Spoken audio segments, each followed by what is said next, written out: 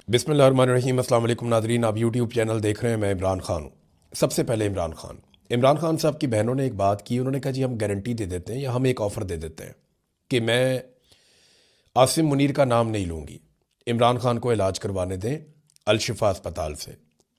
अच्छा, ये एक ऑफ़र नहीं है, ये एक तरह से वो एक्सपोज भी कर रही हैं कि एक्चुअली आसिम मुनीर को प्रॉब्लम है इमरान खान साहब के इलाज से। यानी एक तरह का ये तंज़ है, एक तरह का वो सिस्टम को बेनकाब कर रही हैं। इन बहन भाइयों ने पाकिस्तान के निज़ाम को जितना नंगा किया ना, उतना आज तक कोई नहीं कर सका। या सोशल मीडिया का दौर है, वरना फातिमा जिन्ना के पास अगर सोशल मीडिया होता तो वो उस वक्त के जर्नैलों के कपड़े उतार देती और बता देती कि इनकी असल औकात क्या है। अब ये बहनें और ये भाई ये बता रहे हैं कि जनाब असल मामला ये नहीं है कि इमरान खान का कानूनी मसला है, आसिम मुनीर का मामला है, ज़ाती मामला बनाया हुआ है और एक खौफ है आसिम मुनीर को। तो उन्होंने कहा जी कि मैं आसिम मुनीर का नाम नहीं लेती, मैं ये ऑफ़र दे देती हूँ। अच्छा, हमारे कुछ छोटे दिमागों वाले लोग हैं, वो समझे कि ये सीरियस बात हो रही है।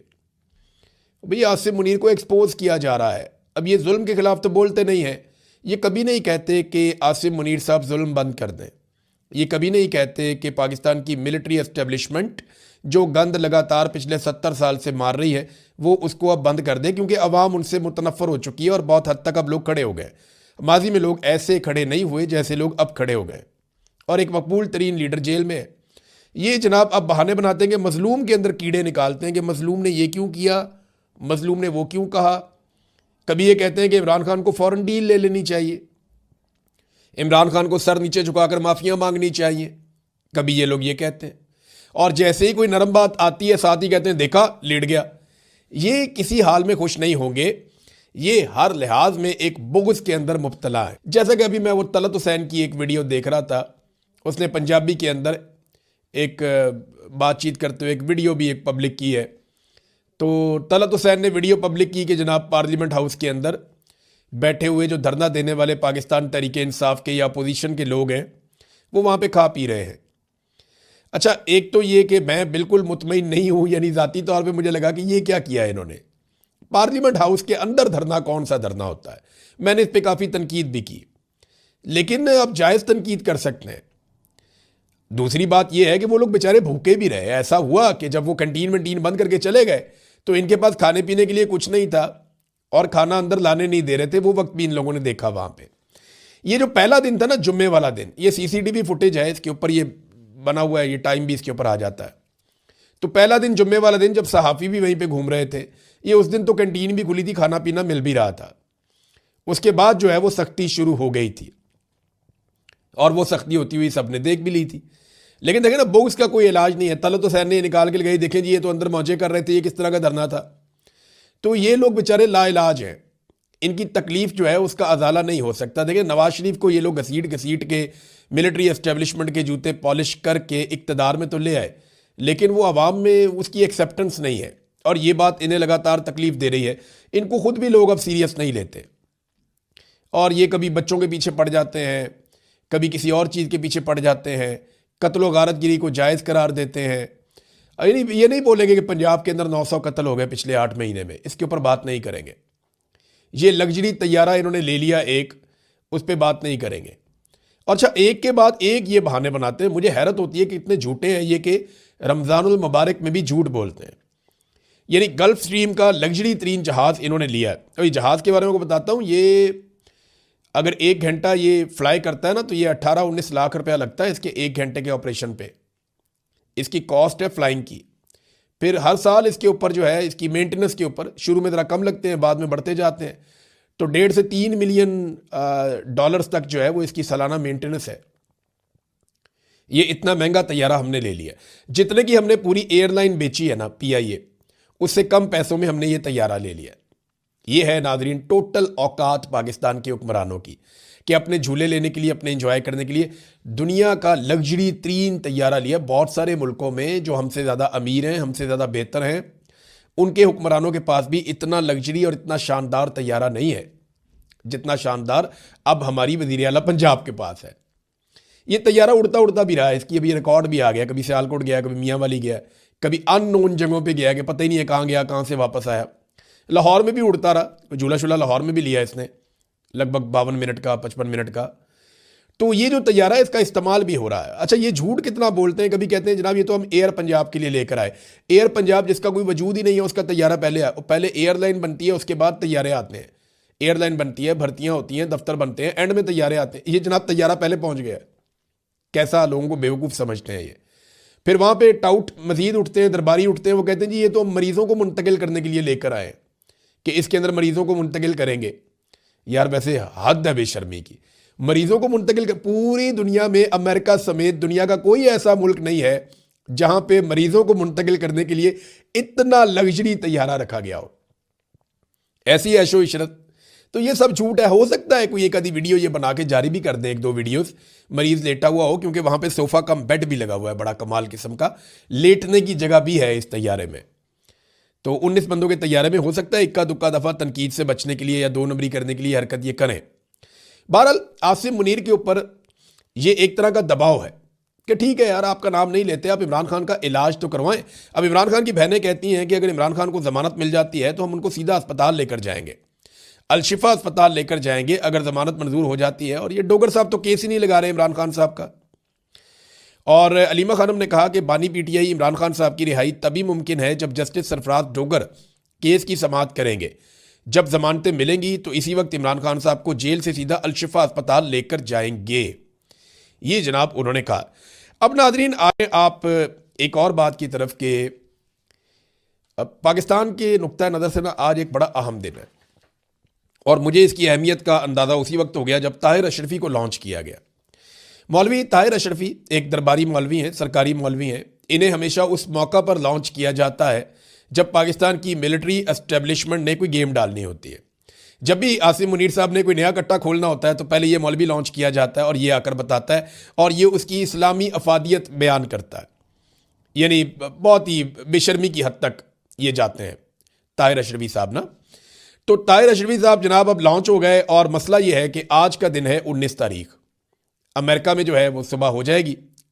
और ये जो दिन अमेरिका के पाकिस्तान में जब दिन गुजरता है तो फिर अमेरिका में दिन शुरू होता है। आप ये वीलॉग रात को सुन रहे हैं तो अब अमेरिका में कार्रवाई हो रही है, तो मैं आपको सुबह वाले वीलॉग में तफसीलात बताऊंगा। तो हुआ ये है कि वहां पे डोनाल्ड ट्रंप ने बुला लिया है उन ममालिक को जिनके साथ बैठकर वो बोर्ड ऑफ पीस या बोर्ड ऑफ नेतन्याहू जो है वो उसके ऊपर अब अमल दरामद करेंगे और उसकी सबसे तौसीक लेंगे।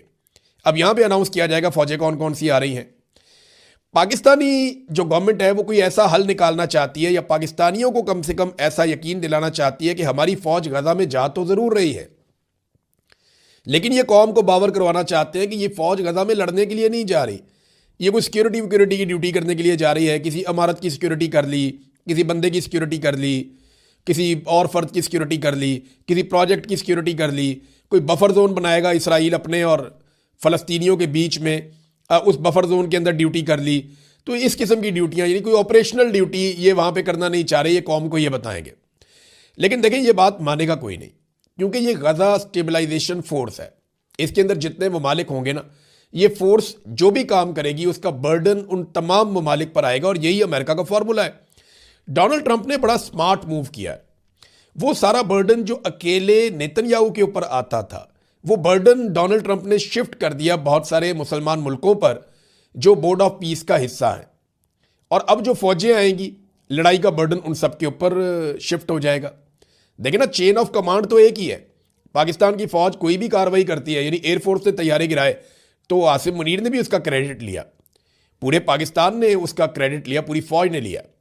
तो इसी तरह अगर किसी जगह पे एक फौजी अच्छा काम करता है या बुरा काम करता है उसका इंपैक्ट पूरी फौज के ऊपर आता है। तो ये जो फौज वहां पे जा रही है मुख्तलिफ ममालिक की, ये जो भी करेगी इसका इंपैक्ट सारे ममालिक के ऊपर आएगा। अब देखें ना, ये डोनाल्ड ट्रंप साफ कह रहे हैं कि सवाल ही पैदा नहीं होता कि हमास वहां पे रह पाए। हम हमास को जड़ से उखाड़ फेंकेंगे, हमास को गैर मुसल्लह करेंगे, उन्हें हम वार्निंग दे रहे हैं। और ये काम अगर हमास खुद नहीं करेगी तो वो मुसलमान ममालिक जो अपनी फौज दे रहे हैं उनके फौजी यहाँ पे आकर ये काम करेंगे। अब सुरंगें साफ करनी है, हमास को गैर मुसल्लह करना है, फ़लस्तीनियों के पास अपने बचाव के लिए कोई हथियार ना बचे, और दूसरा कोई भी फ़लस्तीनी इसराइलियों के मफाद के खिलाफ कोई काम ना कर सके। देखें ना, नेतन्याहू की अप्रूवल के बगैर तो पाकिस्तान की फ़ौज गजा में नहीं जा सकती।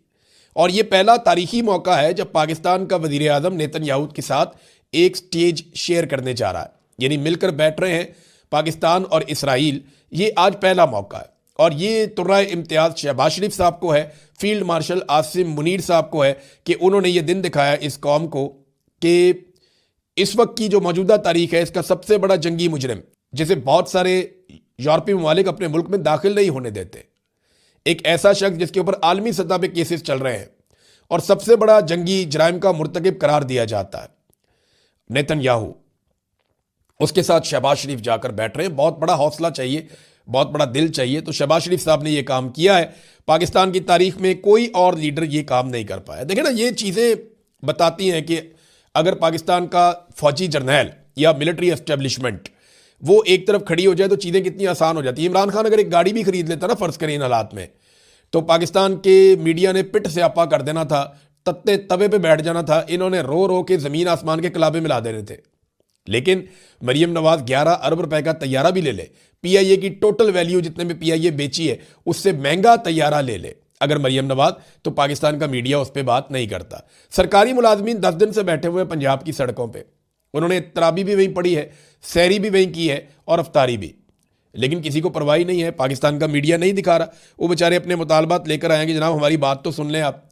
तो ये जब आपके साथ मिलिट्री एस्टेब्लिशमेंट होती है ना, तो फिर पाकिस्तान जैसे मुल्क में आप जो मर्जी करते हैं।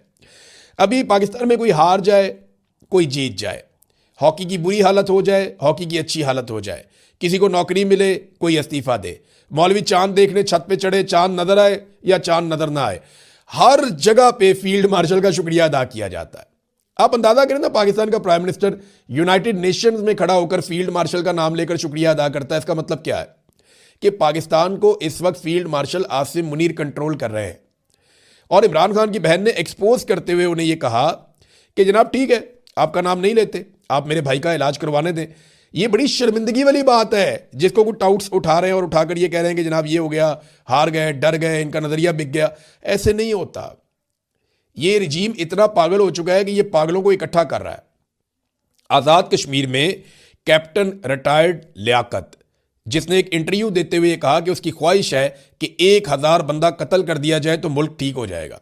ये पुलिस के अंदर है और पुलिस ने 900 बंदा मार भी दिया है ये 8 महीनों में।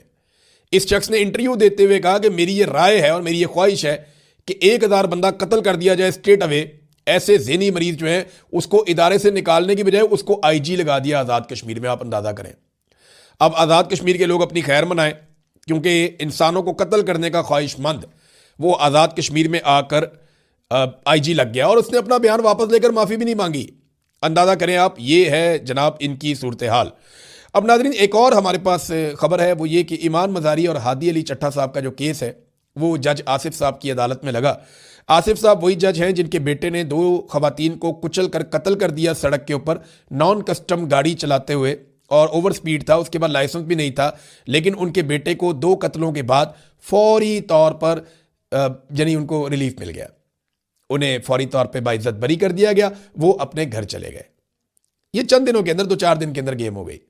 तो जज साहब की मौजें लग गई। जज साहब का बेटा कत्ल भी करे तो कोई मसला नहीं है। उसी जज के पास एक हामला खातून और उसके शौहर, जिनके पाकिस्तानियों पे बहुत एहसानात है, उन्होंने ह्यूमन राइट्स के लिए हमेशा आवाज़ उठाई है, उनका केस आया हुआ है। अब देखते ही हैं कि ये जज जिसने अपने बेटे को तो 2-4 दिन में इंसाफ दिलवा दिया, और जो मर गई औरतें वो तो मर गई, उनका तो इसने सोचा भी नहीं। अब जो कत्लों के ऊपर अपने बेटे को घर ले जा सकता है, वो ट्वीट के ऊपर ईमान मज़ारी को कितना अरसा अंदर रखेगा। अब ये इम्तिहान है। उसने नोटिस तो जारी कर दिया, लेकिन टाइम नहीं बताया कि अगले हफ्ते होगा या कब होगा। होना तो ये चाहिए था कि वो कहता कल आ जाए और कल जमानत देता।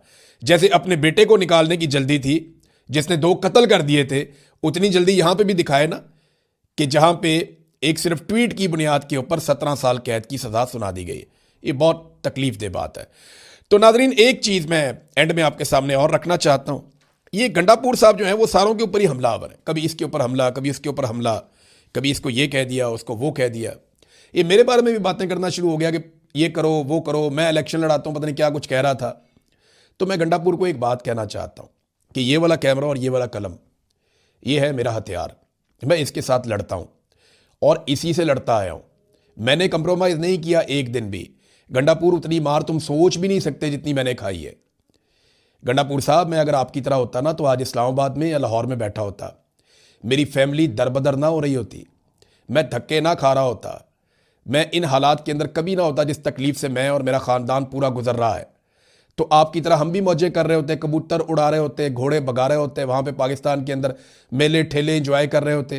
प्रोटोकॉल तो तुम इंजॉय कर रहे थे, वज़ीर आला तो इमरान खान ने तुम्हें बनाया था, सारा कंट्रोल तो तुम्हें दिया था। तो कंप्रोमाइज़ होने की बजाय खड़े हो जाते ना अपने पैरों पे।